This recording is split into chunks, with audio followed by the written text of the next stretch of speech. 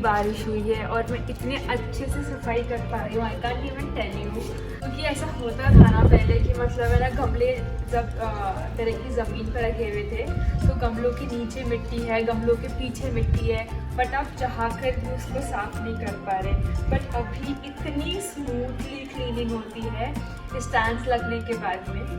So I am going to take you all through this video कि मैंने stands कैसे बनवाए, कितने रुपए के पड़े और लाइक उनका साइज़ वगैरह क्या है। So let's get started. And सफाई के अलावा एक और जो चीज़ है, स्टैंड्स लगाने के बाद में आपके प्लांट्स थोड़े से ज़्यादा ऑर्गेनाइज लगते हैं, छत थोड़ी सी ज़्यादा सुंदर लगती है। फिर भी लाइक यू नो, अगर आप अलग अलग गमलों में पौधे लगाते हो जैसे, तो उससे ना पहले लाइक ना क्लस्टर लगता था कि मतलब बस सिर्फ एक झुंड में पौधे पड़े हुए हैं। बट देन आई फील कि अभी ना स्टैंड्स पे लगने के बाद में वो थोड़े से जम चुके हैं, तो अभी थोड़े से लाइक यू नो ज़्यादा बेटर लग रही है छत।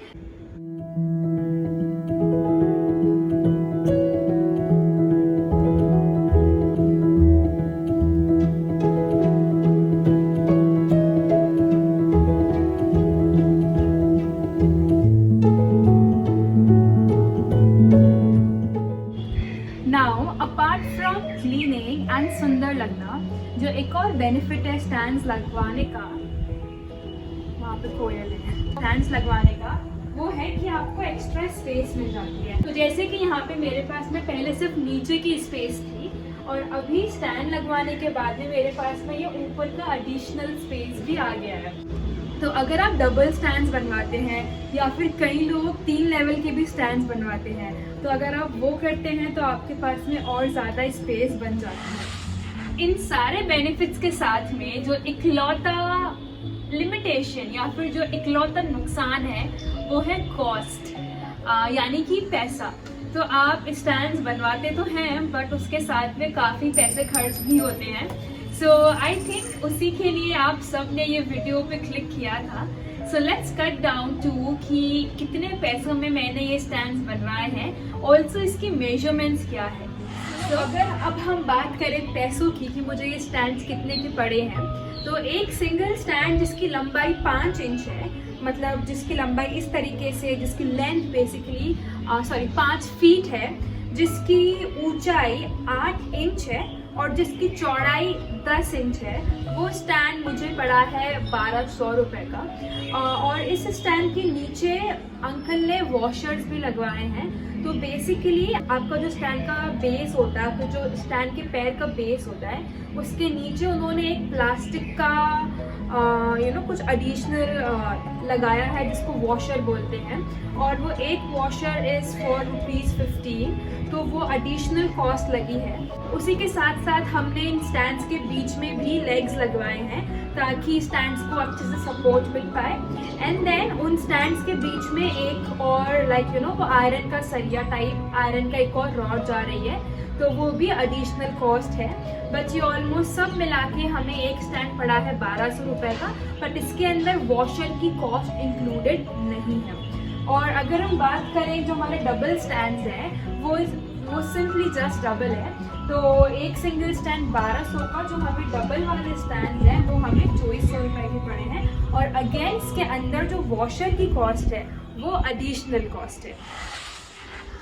नाउ टॉकिंग अबाउट, अब बात करते हैं कि जो डबल स्टैंड्स है वो किस मेजरमेंट के बने हैं। तो जो डबल स्टैंड्स का नीचे वाला लेयर है वो है ऑलमोस्ट 4 इंचेस पे। उसके अलावा उसकी विड्थ सेम है, दैट इज 10 इंचेस। एंड जो उसके ऊपर का जो हाइट है, जो सेकेंड लेवल का हाइट है, वो है at 20 more inches. So in total जो एक स्टैंड का हाइट है, डबल वाले स्टैंड का हाइट, वो है 24 इंचेस।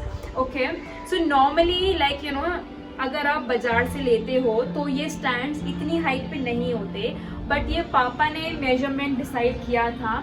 मैं बाजार वाले मेजरमेंट का ही स्टैंड एक्सपेक्ट कर रही थी। मैंने लाइक चेक नहीं किया पापा क्या मेजरमेंट दे रहे हैं, बट नाउ आई फील कि इट्स ओके, मतलब ये ज़्यादा बेटर है क्योंकि उसके ऊपर आई जस्ट थिंक कि मतलब यू नो प्लांट्स अगेन बहुत क्राउडेड से हो जाते हैं। So like you know in this case if you will see, ये बहुत ऊंचाई पर है, राइट। बट अगर आप बाजार से लेंगे तो वो ऑलमोस्ट इसका थोड़ा सा कम ऊंचाई पे होता है। That is what I mean to say. तो आप देख सकते हैं ये मेरी मेजरमेंट्स हैं और आपको स्क्रीन पे अभी एक डिस्प्ले पिक्चर भी दिख रही होगी।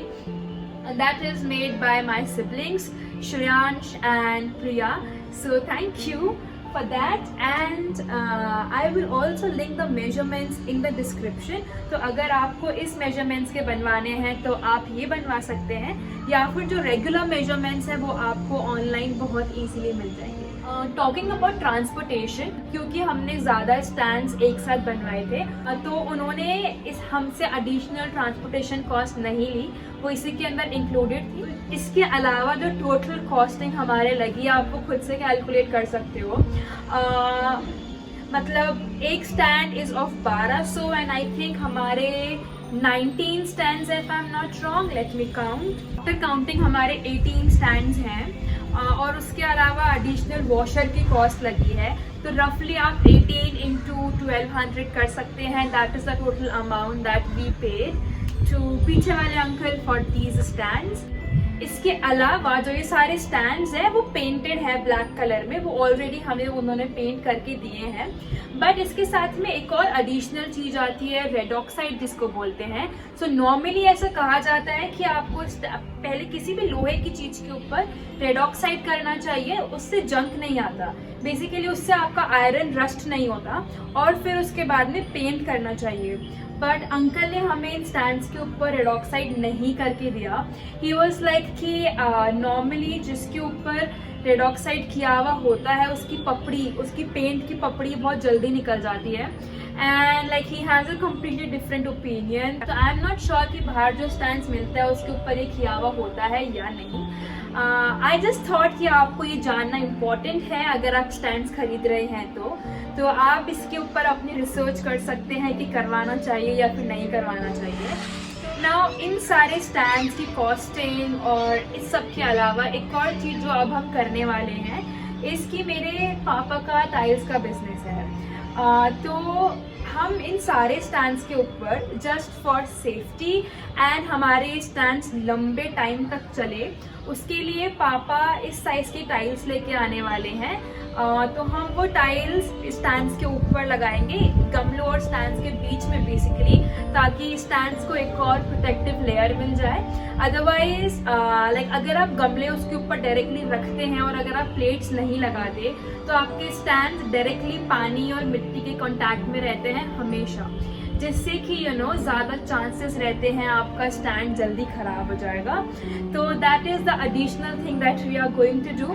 पता नहीं कब करेंगे क्योंकि हमें स्टैंड्स को जमाने के लिए ऑलमोस्ट 3 दिन लगे थे। मैंने और मम्मी ने ऑलमोस्ट 3 दिन रोज़ ऑलमोस्ट 3-4 घंटे बिताए थे छत के ऊपर, जिसके बाद में ये छत जाके थोड़ी सी जमी थी एंड देन उसके बाद में मैंने थोड़ा बहुत इधर उधर और किया था। So yes, this was it for the video. मैंने आपको रफली आइडिया दे दिया है कहाँ पे क्या स्टैंड्स मैंने कैसे रखे हैं। But talking about the display और जो टेरेस का प्लेसमेंट ऑफ प्लांट्स है, मैंने वो थोड़ा सा अभी चेंज किया है, तो वो मैं नेक्स्ट वीडियो में कवर करूँगी कहाँ पे कौन सा प्लांट किस तरीके से सेट करके रखा गया है।